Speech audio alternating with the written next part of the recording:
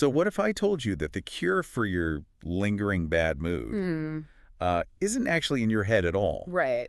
but it's actually, sitting right there in your stomach? It sounds completely counterintuitive at first. Yeah, totally. I mean, we are so heavily conditioned by modern medicine to treat our bodies like, a collection of isolated compartments. Right, like if you have a headache, you treat the head. Exactly. You have a stomach ache, you treat the stomach.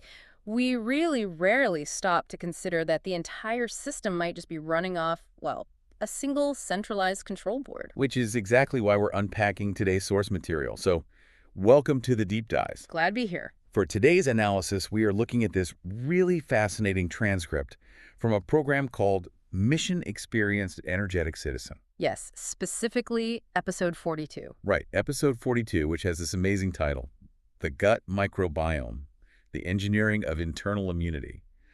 And our mission for you today is to figure out how our digestive tract operates not just as like a plumbing system for food. Yeah, not just pipes. Right, but as the body's literal physical security headquarters. And what's really striking about this transcript is the specific language it uses right out of the gate. Oh, for sure. It frames human biology entirely through this lens of engineering. So instead of looking at the body as this mysterious, fragile thing that just occasionally breaks down. The factory. Yeah, exactly. It presents it as a highly engineered, interconnected factory. And in a world where, you and I are just constantly bombarded with ads for quick chemical fixes to mask symptoms. Pop a pill, feel better. Right. This source material forces a complete rethink of the whole phrase, trust your gut. Let's actually dive right into the core of that engineering, because before the source even introduces any real-world examples, it sets up the scientific stakes. And they are high. They are so high. It drops two statistics that just immediately force you to reevaluate how the body works. The 70-90 rule. The 70-90 rule, yeah. So the first stat is about physical defense. The text states that 70% of the body's entire immune system is located right there in the intestines. 70%? That's massive. It is. And the second one is about emotional regulation. It claims that 90% of the body's serotonin, which is pretty universally known as the primary happiness hormone. Right. 90% of it is actually produced in the gut. When you put those two numbers side by side, I mean, the implications are just staggering. Yeah. 70% of your physical defense against illness and 90% of your emotional regulation, all centralized entirely in the digestive tract. Okay, hold on, though. I need to play devil's advocate for a second. Go for it. Because that second statistic raises a pretty glaring question for me. The serotonin one. Yeah, the serotonin one. Because if 90% of my serotonin light, the actual chemical that dictates my mood and my emotional stability, Right. if that's physically being manufactured down in my digestive tract, why do psychiatrists prescribe antidepressants that target the brain? That is the exact right question to ask. Right. Because if the serotonin is in my stomach, how is it possibly affecting my head? Like, why aren't doctors just handing out prescriptions for yogurt to cure a bad mood? Well, what's fascinating here is that this brings us to the core mechanism the text focuses on, which is the gut-brain axis. The gut-brain axis. Yes. And the reason psychiatrists focus on the brain is because the brain is where the serotonin is ultimately used to regulate your mood. Oh, okay. But the gut is where the vast majority of it is manufactured. I see. The gut and the brain, they aren't isolated silos. They are hardwired together by something called the vagus nerve. The vagus nerve. Right. You can think of the vagus nerve as this massive, high-speed fiber optic cable. Okay. And it runs directly from your intestinal tract straight up into your brainstem. Wait, so it isn't just like a metaphorical connection. No, not at all. There is a literal physical communication line connecting my stomach to my brain. Precisely. And this is where the engineering metaphor from the text really clicks into place. Okay, walk me through it. So the bacteria living in your intestines, your microbiome, they are the factory workers. Yeah. They take the nutrients from your food, specifically amino acids like tryptophan, and they synthesize them into serotonin.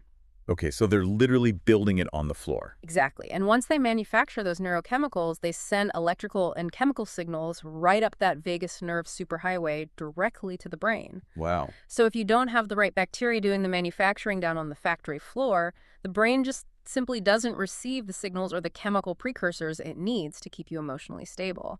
Man, that reframes the entire concept of mental health. It really does. If the factory workers in the gut are on strike, Or, if the factory floor is damaged, the brain is just left empty-handed. The supply chain is broken. The supply chain is broken. And that is exactly why this matters so profoundly to you listening to this. The text makes it absolutely clear. Destroying the bacteria in your gut isn't just a matter of having, like, bad digestion or physical discomfort. Right, it's not just a tummy ache. Exactly. Because of the gut-brain axis, damaging your microbiome is a direct biological assault on your emotional and mental well-being. Wow. You physically cannot have a flourishing, peaceful mind if the factory producing your happiness hormones is shut down. So if our entire emotional state and our physical security rely on this super delicate bacterial factory, what happens when we panic at the first sign of a stomach ache and just, throw a handful of antacids at it? Well, that leads directly to how the source illustrates this problem in the real world. Right. They introduce a guy named Seth Karodimal. Yes, Seth. And Seth is basically the ultimate cautionary tale of modern health habits. He really is. Seth represents the baseline approach that, frankly, most people take today when dealing with bodily maintenance. For sure. He views discomfort as an enemy to be eradicated immediately rather than, a signal from his internal engineering. Right. The text details Seth's specific response to discomfort, and it is aggressive. Highly aggressive. Whenever Seth experiences even the slightest hint of gas or just a minor bout of indigestion, he doesn't wait to see if it passes. No, he instantly pops antibiotic pills or antacids. Instant medicating. And on top of that reflex to constantly medicate, the source makes a really specific point to note that Seth consumes an excessive amount of sugar in his daily diet. Oh, yeah. So if we look at Seth's actions through the lens of our engineering metaphor, his approach is pretty catastrophic. It's a total disaster. Right. Because taking broad-spectrum antibiotics for a minor ache isn't just fixing a little leak in the plumbing. No. It's the equivalent of dropping a nuclear bomb on a garden just to get rid of one weed. That's a great way to put it. He's shutting down the factory's entire power grid and firing all of the workers just to fix a single squeaky conveyor belt. He is indiscriminately wiping out the entire workforce of good bacteria that we just established are absolutely crucial for his survival. And the sugar consumption, that just compounds the damage. Oh, absolutely. Sugar is highly inflammatory, but more importantly, it acts as the primary fuel source for the pathogenic bacteria. The bad guys? The bad bacteria, yeah. So Seth is actively firing all of his good factory workers with the antibiotics and simultaneously funding saboteurs to take over the factory floor by feeding them sugar. That is wild. So the production of his immune defenses and his serotonin just completely stops. The reins to a halt. And the source doesn't shy away from the tangible consequences of Seth's medicine factory approach. Not at all. It says his immune system has functionally collapsed. He gets sick with every single weather change, and the temperature drops a few degrees, and Seth instantly catches a cold. Which is the logical, mechanical outcome of his behavior. Right. I mean, he has systematically dismantled the exact location where 70% of his immune system operates. You tore it. He has stripped his own security headquarters down to the studs. But the source points out another symptom of Seth's lifestyle that is even more telling, and it connects right back to the gut-brain axis. Oh, the irritability. Yes. The text explicitly states that Seth is always irritable. Always irritable. That really stuck out to me, because usually we would just assume Seth is grumpy because he's always sick. Yeah. Being sick is frustrating. But the text is implying that his irritability is actually biological, isn't it? It is entirely biological. Seth's chronic irritability is a direct, real-world symptom of destroying his serotonin production center. Because of the 90% rule? Exactly. He has wiped out the microscopic workforce responsible for generating 90% of his happiness hormones. Wow. His body literally lacks the chemical capacity to feel at peace because he has destroyed the internal engineering required to manufacture that peace. That is so mind-blowing. Seth's story proves that you just cannot divorce your emotional state from your digestive habits. It completely strips away the idea that irritability is just some personality flaw. Right. Like in Seth's case, it's an engineered biological deficit caused by his own actions. He literally turned his gut into a hostile environment. He really did. So, if Seth's approach leads to total physical vulnerability and constant mental irritability, Which nobody wants. right, nobody wants that. What is the alternative? How are we supposed to engineer the correct internal immunity without relying on the medicine cabinet. Well, the transcript pivots from the problem to the solution by introducing a contrasting figure. Master Dinanath. Yes, it gives us a masterclass in proper biological engineering through him. This is where we meet Dinanath, who operates as the complete opposite of Seth. Polar opposites. And Master Dinanath's approach starts with a really fundamental shift in philosophy. The text says that Dinanath recognizes the human body does not work alone. That is a crucial distinction. Yeah. Seth views his body as a solitary machine that he just commands. But Master Dinanath views his body as a host environment. He understands that he is basically a walking co-working space for billions of microscopic organisms. That's a perfect analogy. And because he respects those microscopic workers, his daily habits look entirely different. Like, the text lists Dinanath's specific dietary choices. And they're very intentional. Very intentional. First and foremost, he refuses to rely on pills. He isn't running to the pharmacy at the first sign of a stomach rumble. Nope. Instead, his entire strategy is based on consuming daily probiotic sources. The source specifically notes that Dinanath regularly consumes buttermilk, homemade yogurt, a drink called congee, and other traditional fermented foods. If we connect this to the bigger picture, this is where the mechanics of building immunity really come into focus. Okay. What Master Dinanath is doing isn't just about getting vitamins or calories. Right. By eating those specific fermented foods, he is actively parachuting new, healthy workers onto the factory floor every single day. Let me pause you there, actually, because the text mentions congee, and I want to make sure we are super clear on what that is for anyone who might not be familiar with traditional diets. Sure. What exactly is congee, and why is Dinanath drinking it? So congee is a traditional fermented drink really popular in parts of South Asia. It's typically made by fermenting carrots and beets in water with mustard seeds and salt over several days. Oh, wow. Yeah, and the fermentation process allows lactic acid bacteria to thrive, turning it into this slightly tart, incredibly rich source of living probiotics. Sounds intense. It is, but it functions the exact same way as the buttermilk or the homemade yogurt. It's essentially a delivery mechanism for live bacteria. Okay, so it's a direct supply drop of reinforcements for the immune system. Exactly. Now, if you're listening to this and thinking, well, I don't even like buttermilk, and I've never made yogurt or congee, am I just doomed to end up like Seth? Definitely not. What are the modern equivalents here? You certainly aren't doomed.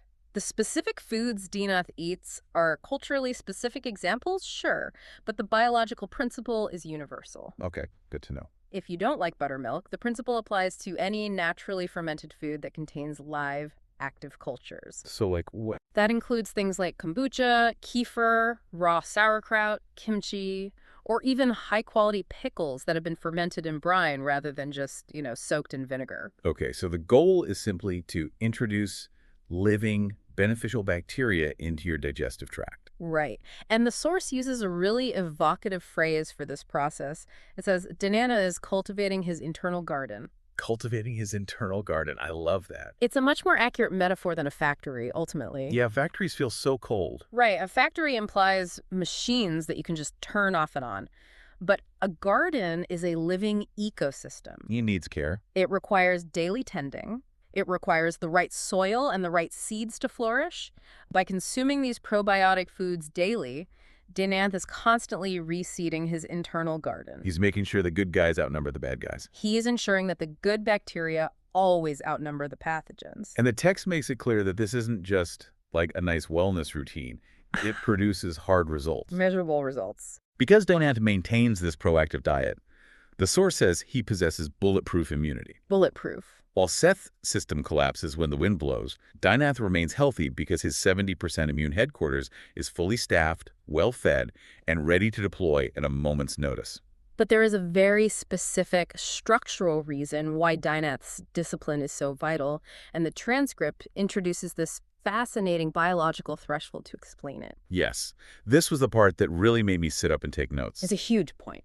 The text drops a highly specific detail. It says that protecting this microbiome and cultivating this internal garden is considered the ultimate wisdom, especially after the age of 58. That age marker is not arbitrary. It's not. No, it speaks to the life cycle of our internal engineering. But why age 58 specifically? Like, what is biologically shifting at that point in a person's life. It comes down to biological elasticity. Elasticity. Yeah, when you're in your 20s or 30s or even your 40s, your microbiome is highly resilient. It has elasticity. Yeah. You can eat junk food, you can endure high stress, you might even take a round of antibiotics, and your internal ecosystem can generally bounce back on its own. So it's forgiving. Very forgiving. The good bacteria eventually repopulate, but the text highlights that as we approach our late 50s, around that age 58 mark, that elasticity is fundamentally gone. So you just lose the ability to passively bounce back from bad habits. Exactly.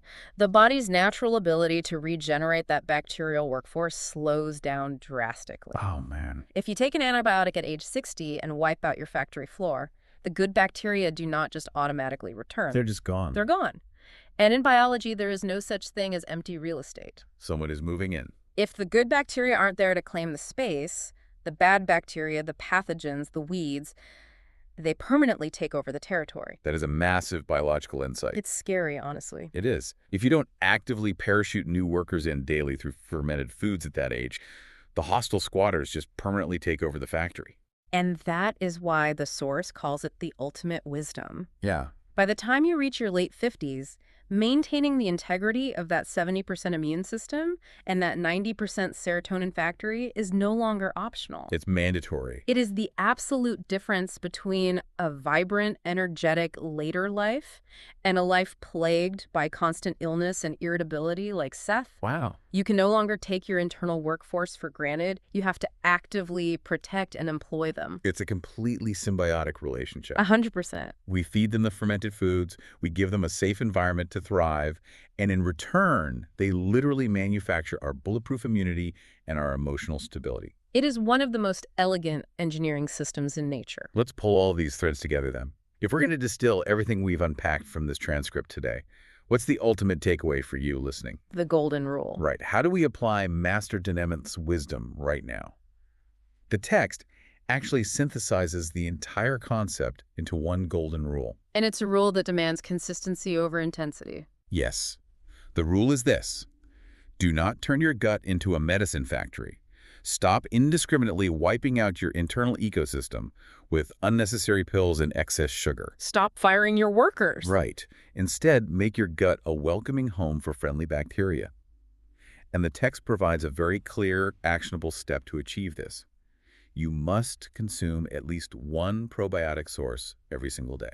One source a day, that's it. Just one. Whether you choose yogurt, kombucha, congee, or sauerkraut, it isn't about radically overhauling your entire life overnight. It's about making a daily, microscopic investment in your internal security headquarters. I love that. You have to send reinforcements to the front lines. It's just daily maintenance for the garden. And what I found really intriguing is that this source text doesn't view the gut as the end of the line for this holistic engineering philosophy. Right, they look ahead. Yeah, it already wraps up by teasing the topic of their next episode. It mentions that next time, they will be exploring bone density and the mechanical flexibility of joints. Which perfectly aligns with the overarching theme here. Absolutely. It demonstrates that whether we are talking about the microscopic bacteria in our digestive tract or the macrophysical mechanics of our skeleton and our joints, the body operates as a connected, deliberate system. Everything is connected. Every part relies on the maintenance of the whole. It definitely makes you want to tune in and figure out how to properly engineer those joints, too. Oh, for sure. I mean, we spend so much time worrying about rust on our cars, but we rarely think about the mechanical wear and tear on our own hinges. So true. But for today, we've covered some truly profound territory regarding our internal garden. We certainly have. We've traced the line from the food on our plate all the way up the vagus nerve to the mood in our brain. Quite the journey. And as we wrap up this deep dive, I want to leave you with one final lingering thought to ponder as you go about the rest of your day. Oh, let's hear it. Well, we started this conversation by questioning where we look for our happiness and our health. We usually look to the brain to explain our moods, and we look to the medicine cabinet to fix our immune system. But now we understand the 70-90 rule. 70% of our physical immunity to the outside world and 90% of the serotonin that dictates our happiness. Exactly. So, if the vast majority of our physical defense and almost the entirety of the hormones that dictate our emotional peace are actually being manufactured and controlled by billions of microscopic bacteria living inside our digestive tract, Yeah. it forces us to ask a rather startling philosophical question. Okay, well, you're on me. When you feel suddenly inexplicably happy, or when you feel deeply sad, or even when you have an intense, overwhelming craving for a certain type of food, Right. who is actually pulling the strings? Oh. Are you the one making the executive decisions about your moods and your desires? Right. Or are your billions of microscopic guests really the ones running the show?